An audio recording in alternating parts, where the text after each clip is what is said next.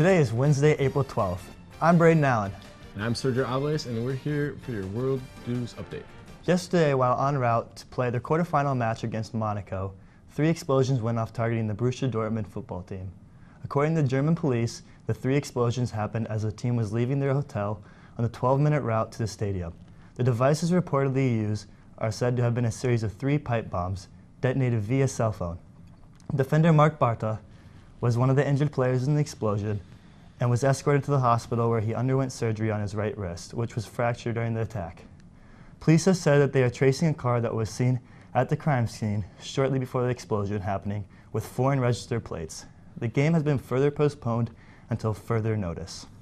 North Korea has made a forceful response with the deployment of 97,000-ton USS Carl Vinson with the escort of a guided missile cruiser and 2 destroyers set for the Korean peninsula, saying it would counter the reckless acts of aggression with whatever method the U.S. wants to take. Pyongyang said the current grim situation justifies as self-defense and we will make the U.S. fully accountable for the catastrophic consequences that may be brought about.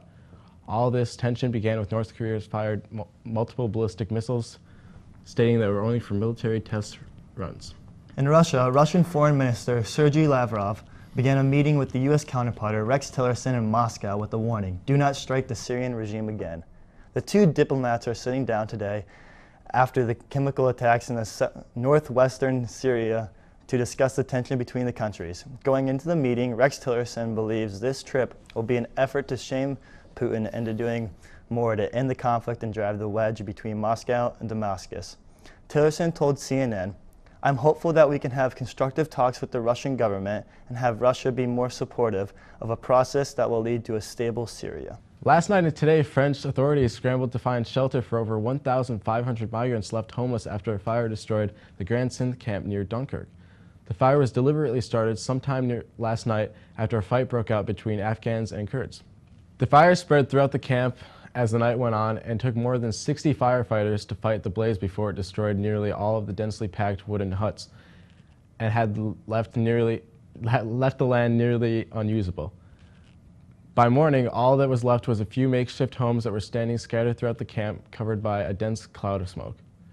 So far, approximately 500 people have been relocated in gymnasiums, and the rest, including children as young as 12, have been sleeping outside the fields surrounded by where their homes once lie. And lastly today, thanks to the keen eyes and ears of Officer Murray, a 3-year-old rescue beagle, the Hartsfield-Jacksonville Atlanta International Airport is now a bit safer.